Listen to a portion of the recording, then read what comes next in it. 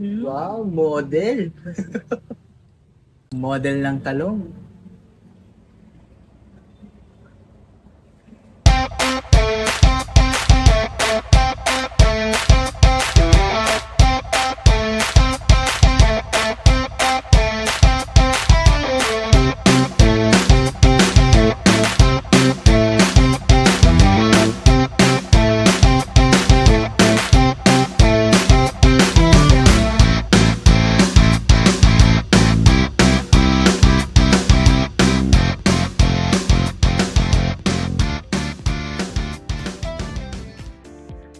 Hello guys, good morning! Hello! Good morning na naman! Nandito na naman Kain na naman! Kain na naman po kami.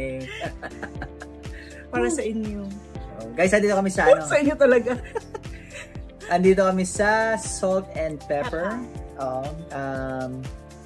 Isa siyang Egyptian restaurant. Yes. And sabi ng owner actually, sila yung kauna-unahang authentic talaga na Egyptian restaurant. Hindi lang sa Davao, hindi lang sa Tagum, kundi sa buong Pilipinas. Authentic talaga. Marami daw Egyptian na cuisines, pero hindi talaga ganun ka-authentic. So, ito tulad ng mga legit na talaga na pagkain doon sa kanila. Linawin muna natin. Yung ibig sabihin na hindi talagang ka-authentic, yung iba kasi hinahaluan ng Arabic food. Yes.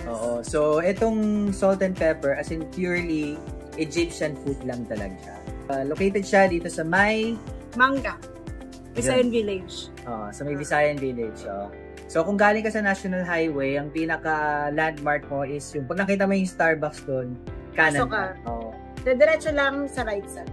And again guys, kung naririnig niyo yung mga nagdadaang sasakyan sa background, nasa gilid na naman to ng kalsada. Medyo main road siya, kaya medyo busy din. Although, meron silang air-conditioned na area.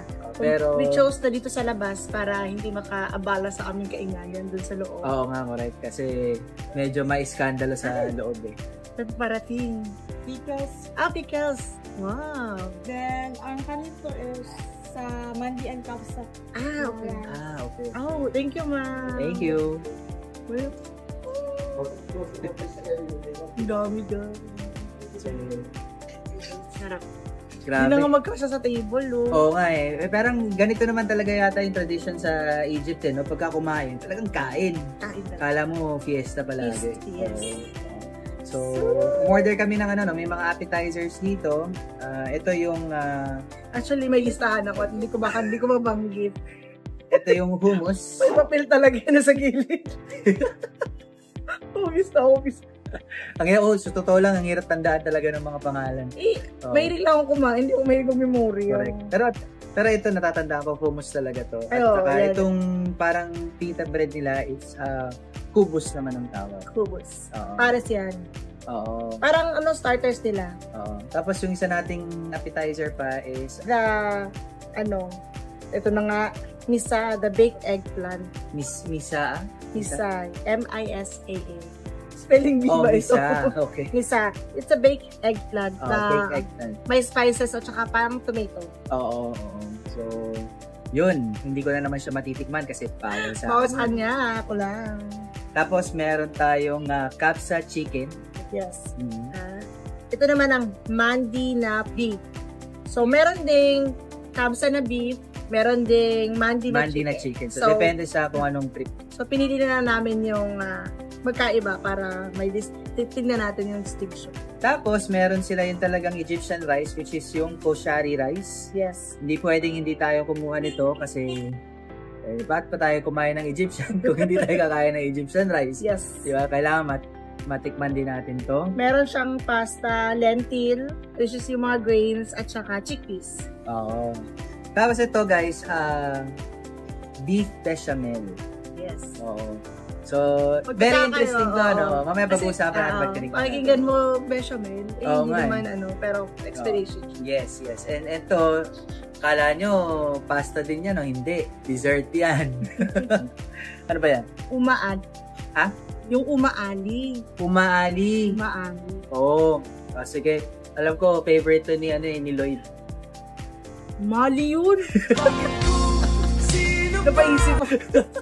Buti na lang may recall. O sige, tara na. Liga na. Gusto ko ng tikman to. Start tayo sa starter. First start sa starter. Oo nga eh. Kasi starter. Sige. Hands. Hummus. Ilalagay mo sa... Sasawsaw, yung kubos, isasawsaw mo sa hummus.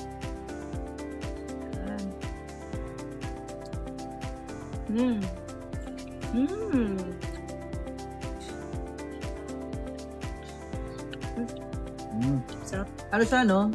Maasim-asim yung lasa pala ng hummus. So, yung texture niya, grainy siya. Oo.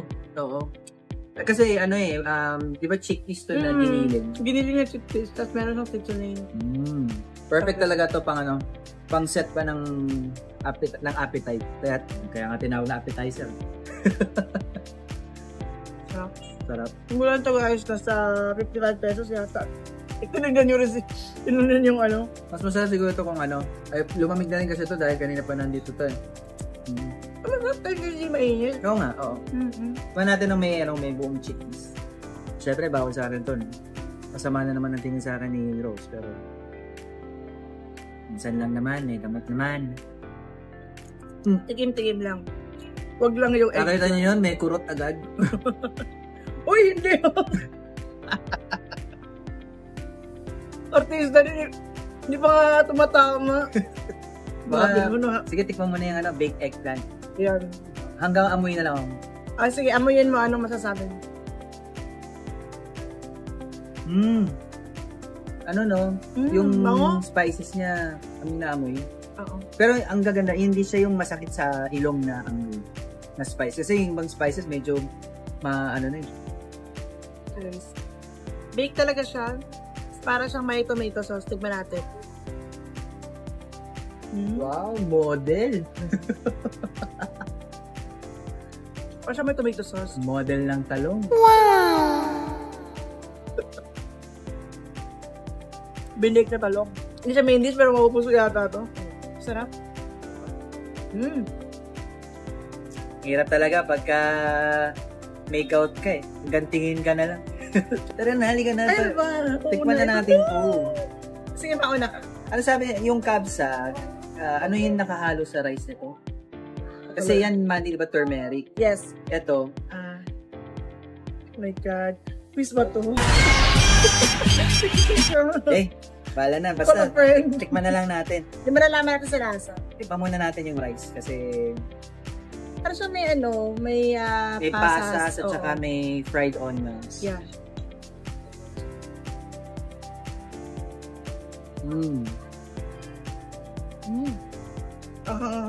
Oo, namanamis naman kasi tala ng pasas at saka fried onions. Tikman natin yung yung chicken. Masarap yung kanin niya. Yan. I think fried to, no? Nahingitok ko kahit meron naman akong beef. Pwede ka naman kumuha. Oo nga, tinansin kain mo na. Maganda sabay tayo para may yung element of surprise. Hindi ko ihindian yan. Pakita natin muna kung anong tsura ng chicken. Yes. Ito guys. Pagpalik na exhibias. Yeah. Cheers. 1, 2, 3.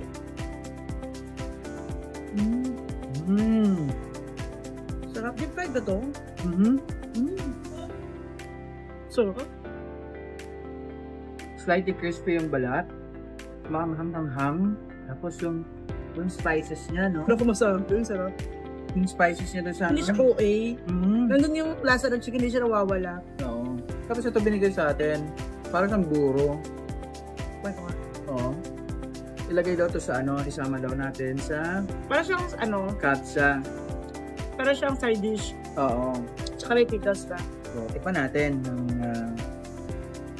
Meron tayong pasas, may fried onions, yung parang buro na yun, tapos yung chicken.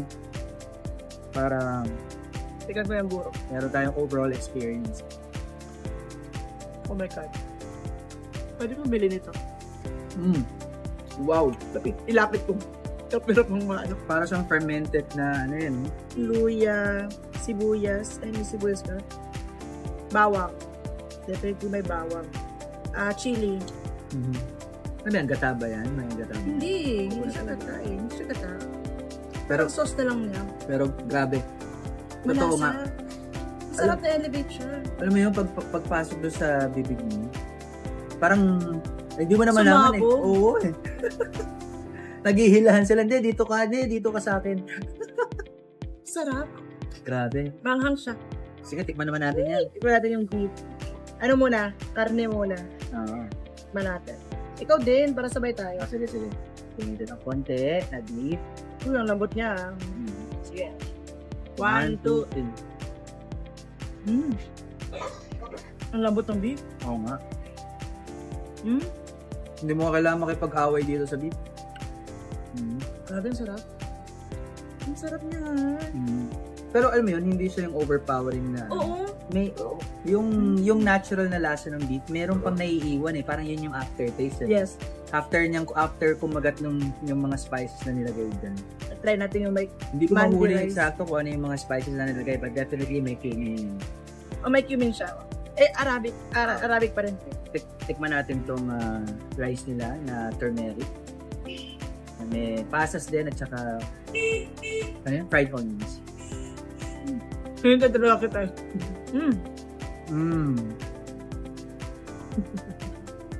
Grabe. Ang saya. Yung pasas na bibigay ng sweetness. Yes. Grabe. Ano ito bang flavor? Oo. Matamis, maanghang. May cumin, may coriander yata. Di ako sure. Saka, po na mo dun sa yung texture ng rice, medyo kakaiba din yung texture niya. Medyo ano siya. Parang magaspang yung texture niya. Gusto na yung long grain na iba. Gusto yung parang basmati. Hindi. Oo. Pero mas malapot sa konti. Kung titignan mo parang parang ang kanin lang din natin. Pero ito, Iba siya. Hindi siya, lentil ba tawag dito? Hindi ako sure. Kasi ito may lentil. Ito. tikman din natin yan ng may ganun. Sige. Excited. Nandiyan na sarap na excited pa rin. Grabe. Diba to? Kung nakapustiso ka, hindi ka mahihirapan. Perfect na perfect kasi. Tikman natin yung buro nila. Buro tayo ng buro, di nga natin alam kung buro nga ito. Pero mukhang buro talaga. Mukhang buro, parang fermented. Pero, pero wala siyang amoy na buro. Parang hindi siya buro. Parang hindi siya fermented. Talagang ground pinaghaluan. lang nun na spices. Oo. Grabe, walang eme. Ang saya nito. Ang sarap niya. Nga pala guys, Ang sarap niya. 250 lang to ha. Pero yung buong plate, ang laki na. Ang laki. Oo. Pero ito 230 yung chicken. Anong serving nila? Ito, try na natin itong ano. Hindi ka. Sige. Gusto ko kumain. Sige, lahat. Sige, kain muna tayo nito. Parang natatalo ako ng emotions. Ang sarap niya, guys. Okay, kain muna. Guys, kain muna kami dito ha.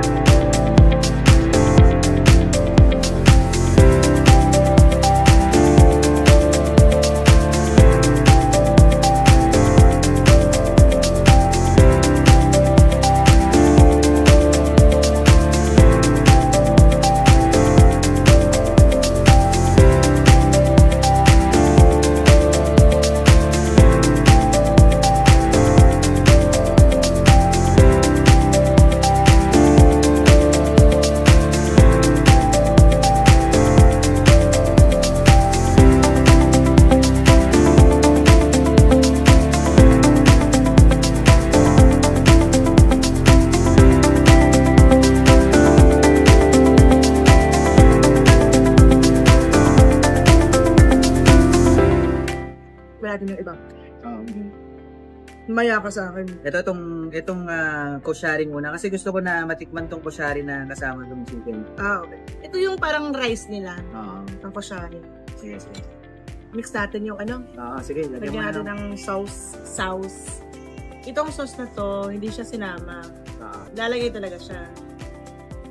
Then, pero siguro depende kasi sa kumakain kung gaano karaming sauce. Oo, kung gaano kalapot yung gusto nila. Pero puna ko dito sa koshari, no? May kasama siyang macaroni pasta. Oo. Talagang source of carbs nila to. Tapos may chickpeas din. Oo. May fried onions, meron ding pasas. Kung sa Chinese pa, chow pa nila.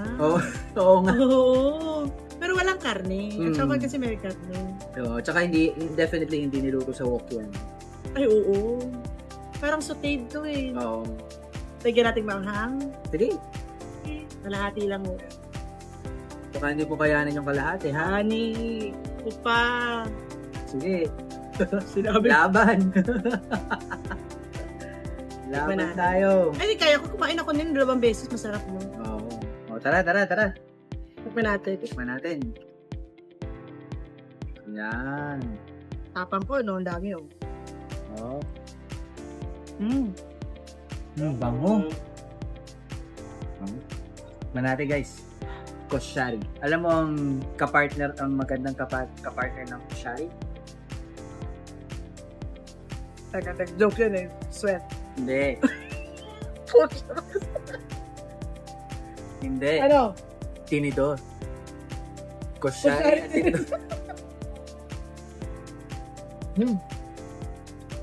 Wow. Pili ko kulang pa yung anghang eh. Sige lang, books pa lang. Todo mo na. Todo na natin yan. Ayan. Sino tinakot ng anghang? Guys, yung pala. Hindi nyo pwedeng palagpasin to pagka nagpunta kayo dito. Kailangan umorder kayo ng kusan. 140 pesos lang naman ito. Good na for sharing to for 2, no? Siguro. Kaya na for Depende, 2. pwede 3. Marami yun eh. Marami. Well, depende sa... Kasi kung kapasidad order ka pa ng ibang ano, ang dami nga nito guys. Pili ko din namin. Naku, wag nyo na sabihin. Pahihirapan na naman ako. Lilitaw na naman si Ate Shawi sa next video na ito pag nagkataon. Pero tikman na, itong chicken. Tignan natin ang ganito. Gusto ko tong ano talaga. Lagyan natin sa... Yung spices nila. Ito naman gamitin kong kanin sa beef. Pwede. Grabe. Ngayon lang ako naka-experience ng ganitong klase ng pagkain. Sarap niya. Pwede palang pagsamahin guys ang macaroni at ang kanin. Ang kanin. Oo. At saka, ano pa nga ba yun? Pasas. Hindi mo lang pasas, chickpeas. Kaya. Hindi, yung chickpeas kasi usually parang ano lang din yan eh, yung sa minuto ba? Parang giniling. Ganyan. Pag nilagay mo doon, doon na rin yun. Pero yung yung pasta, yung macaroni pasta at saka kanin, pwede pala. I'm really happy for Tagum. Kasi, ang dami nilang mga restaurant na, alam mo yun, hindi lang local ang siniserve. Tama, nagiging diverse na, no? Ang Sobra, at saka quality. Yes. Ang kwento ng owner, pinupuntahan sila because of the authenticity ng pagkain nila. Which is very rare na magkaroon ng Egyptian na talagang authentic dito sa Pinas. Nakakatuwa rin kasi sa nilaki-laki ng Pilipinas. Dito talaga. Dito pa talaga sa Tagum City, nagkaroon ng kauna-unahang authentic, purely authentic Egyptian Kakain kasi raw. na restaurant. Kakain kasi raw dito. Ha? Kakain kasi raw dito. Ganun ba? Para sa'yo. Para sa'yo. Para sa'yo Grabe. Sarap. Ang hummus na to. ang laban na to. Hindi ba tayo makaka-copyright? Kamaya tanongin natin kung sila din gumagawa nitong kubos. Kasi marami Hindi tera kung ano yung kinakain nila na kuha ko. alam mo kasi marami talagang kubos dito sa probinsya. Anong kubos ng kamote? Hindi, bahay kubos. Bahala ka sa buhay mo. Iba natin yung iba.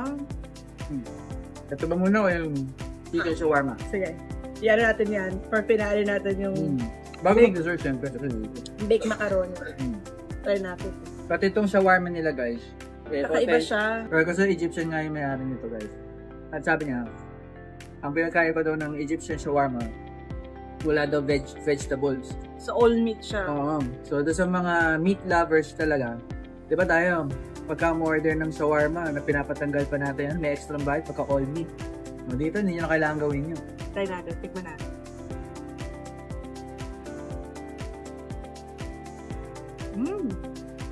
Pero may potato siya. May fries. Oo nga, no? Teka, laki ng kagat ko. Teka. Kagatang po din siya. Kagatan mo sa gilid. Ah! Gusto ko.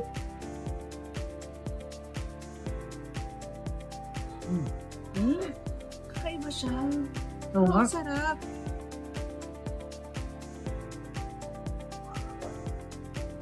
Kakaibang shawarma to. Parang ang pungent ng ano, no?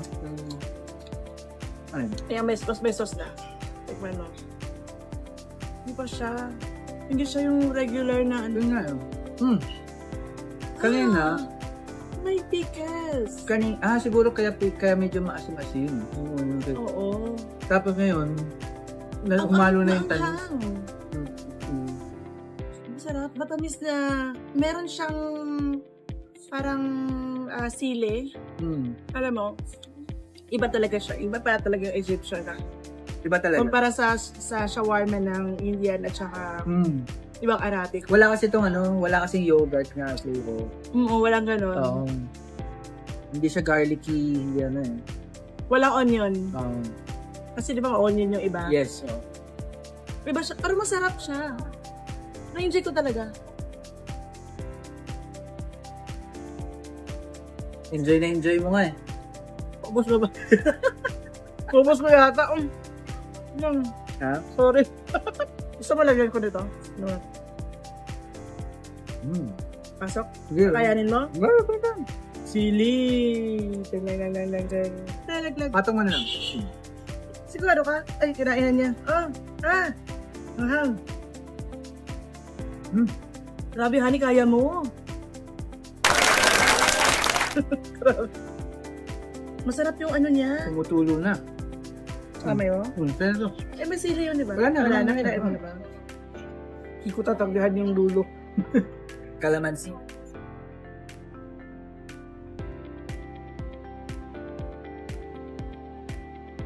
Calamansi. Sarap. Ang refreshing. Nagtuturo na. Lipat muna natin to. Balikan ka na. Talagang nire-recommend talaga to ng owner. Ng owner. Nung una nga nagtanong kami, bechamel, kala ko ba authentic Egyptian? It's a French word actually. Bechamel yung ilalagay mo na puti na sauce. Yes. Diba? Sa mga pasta, ganon. Yes. Sabi nung may-ari, 1,000,000% Egyptian food daw ang bechamel. Pero bakit naging Egyptian yung pagkakalagay ng bechamel dyan? Yun. So actually, sabi ni ChatGPT, nag-research pala. Hindi kasi very interesting, curious talaga ako. Originally, ang bechamel, yung sauce na, sabi mo nga, is French. Pero in-adapt siya ng Egypt at ginawa nilang mas thicker yung sauce. It's because they were ewan ko kung colonized ba ang term. Pero yung basta may influence. Nagpunta sa kanila yung French at nakuha nila yung influence na yun for a long time. So parang 19 or 1800s, di ako sure. Bakit nga pa sa pa ba nila makukuha yung idea na maglagay ng French fries sa shawarma? Sa French. Hindi sa mga French. Pero guys, sobrang excited ako nito kasi ang bango niya. Tsaka ang thick.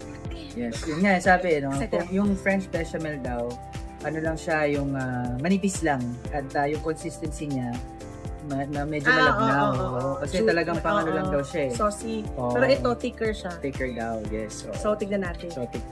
Tignan natin. Wow!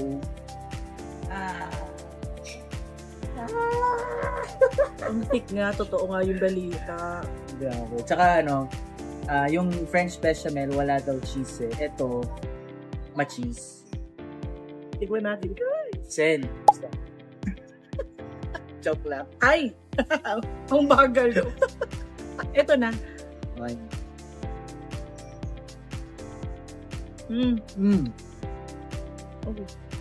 Wow.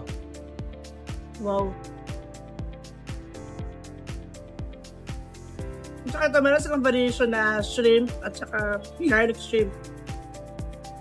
Grabe. Ito beef yan, no? Beef ito. Grabe, sobrang rich nitong pagkain ito. Grabe, sarap niya. Para siyang baked macaron. Grabe. Mas take to dun sa mga kumuha ng mga flood control projects. Kapal ng mukha mo! Kapal.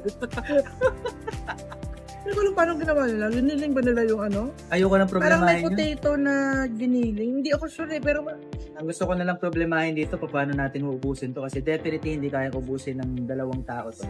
Yes. Dahil sa sobrang... sa gusto mo, pero... Hindi, kasi sobrang niya. Ang dami niya. Sobrang thick niya eh. This is 390. 390. Pero ang dami niya. Super sulit. Nagulat ako. At ang lalim niya eh. Ang daming layer. Guys, grabe. Ang sarap nito. Parang regalong cream cheese tsaka may mozzarella ng konti. Ito lang, busog ka ni. Sabi, ang sarap na. Ito lang guys, busog ka ni. At saka, ito nakakatawa kasi kahit na ganitong ka-cheesy to, hindi ako nakakalasa ng kahit anong ingay. Walang umay factor, no? No, oo. Iba siya. Mabigat siya, syempre. Doon ka Oo. papatigil ka kasi mabigat talaga sa Yes. tiyan. Pero yung umay sa bibig, Ayan guys, Ano pala? di ba, minsan may alat factor yung sobrang long cheese. Ito hindi. Oo. Hindi siya maalat. Perfectong lugar na to para mag-celebrate. O kaya may date ka, kahit ang gilas ka, galing mo dito. Sasagugin ka. Sarap. Pag di ka sinagot, sabihin mo sa amin. Bakit ikaw sasagot? Ako na lang sasagot sa'yo. Ito, ang tawag dito. Si Uma. Lloyd. Para saan ba to? Dito siguro. Ano ba, papademure ka pa. Pwede, ganun na. Pero ito meron pang yung parang... Tikman natin na wala. Sige. Guys, dessert to Dessert. Dessert. Ay na. So, anong klaseng nuts yun? Ewan ko, basta nuts. Then, meron siyang puff pastries. Ito yata yung mga medyo malalaki, tsaka gatas. Kaya ba siya, no? Yes. Oh. Parang, Peanut ata yan. Malalaking peanut. Mali. Kaya pala gusto ko. Tikman natin. Ito, gatas yun. Talaga isa na lang.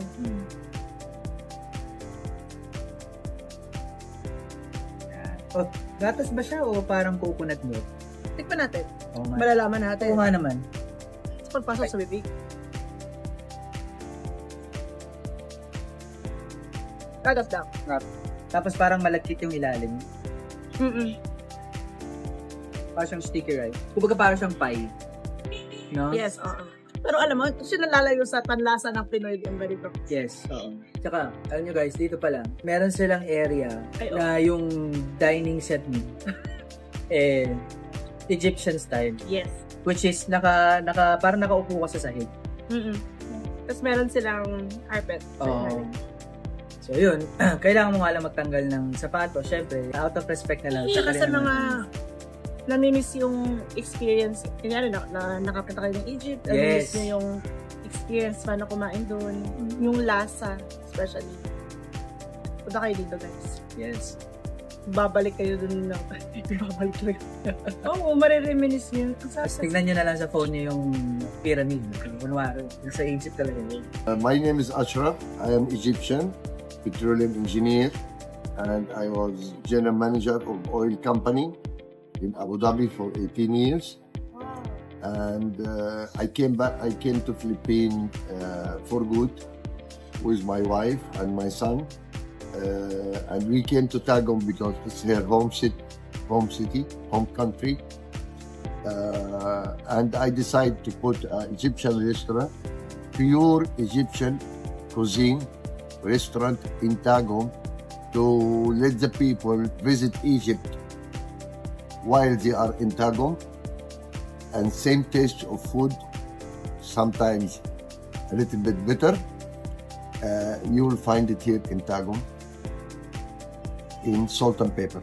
This is Carla po from Salt and Pepper, and gusto namin po na i-invite mo na mag-dine diri, take out, delivery, ang mga available, just to try the authentic Egyptian food po here, because ang Salt and Pepper is first Egyptian nga nag-serve og Egyptian food there is sa Philippines po. Nami po sa page, if ever gusto niyo po advance order, you can message lang po sa page namo po, and then call para mas advance namo na ma-make ang inyong orders. And that pwede din po there sa ang location po is there sa Macario Street, Bermuda Street sa Visayan Village po.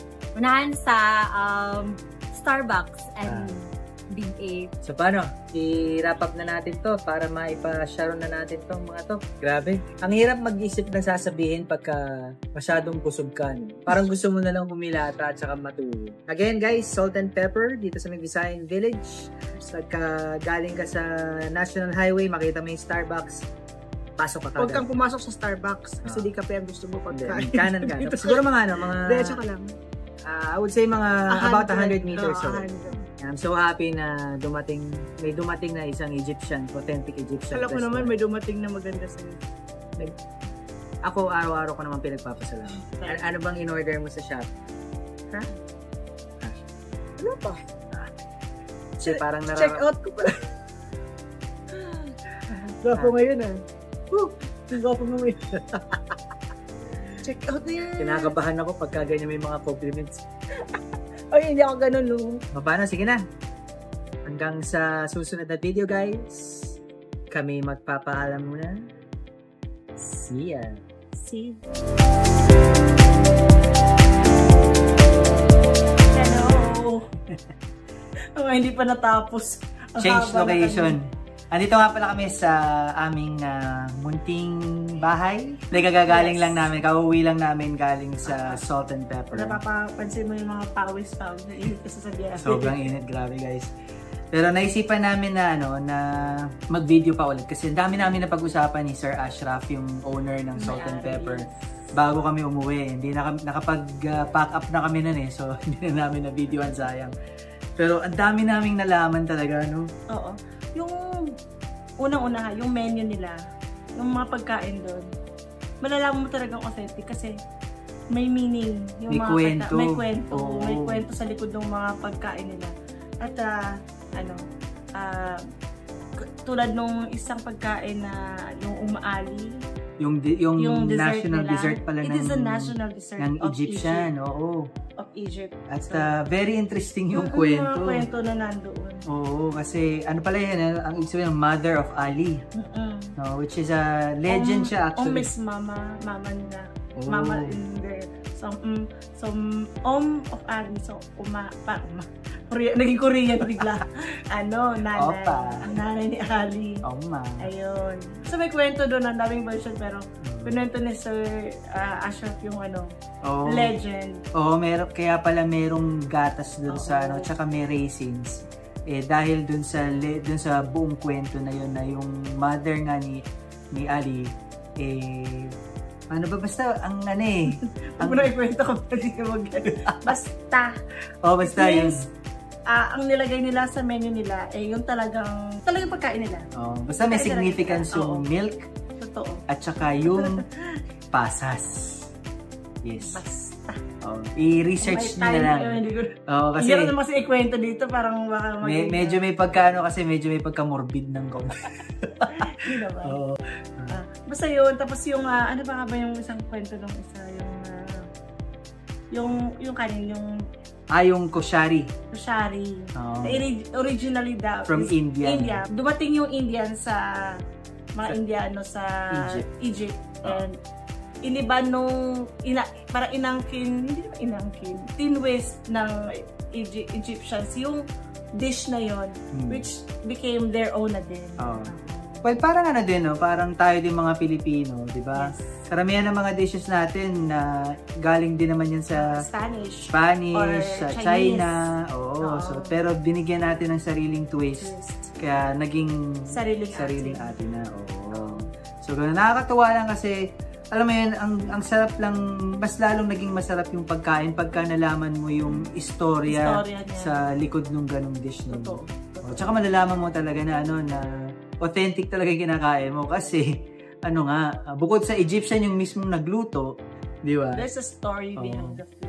Yes. Ang ganda lang ng mga kwento. Ang ganda lang malaman na hindi na tayo kumakain, natututo tayo. Oo. At saka nung pauwi na kami, nalaman din namin na lahat pala ng mga ingredients nila doon, o yung mga pagkain, homemade lahat. Yes. Si Sir Ashraf yung nagluluto. Si Sir Ashraf. Hindi namin alam. Kaya pala nawala sa kausap-usap namin. Kaya pala guys, Ashraf ang pagkain. Ayun. De joke lang. Pero yan nga, no, yung Cobus na bread nila, sila mismo yung gumagawa. Even yung pickles, guys, sa side dish na lang, sila pa yung nagpipickle nung pickles. Hindi ko ma-mention yung nagustuhan natin na parang buro, pero hindi pala siya buro. Oo, ano pala, ano siya, Basta spice na pinagsama nila. sinabi niya sa amin kaya lang, parang may kasi, may ganun eh. May oof. Oo, ganun. Medyo mahirap kasi hindi naman natin salita. Oo, oo. Pero basta yun, pero masarap talaga, guys. Masarap yung pagkain nila. Please visit them. Yes. Tsaka, affordable. Affordable. Yes. So, yun lang. Ito, totoo na talaga to. Bye-bye na. See ya. May naganda ko dito. Bye-bye. Bye!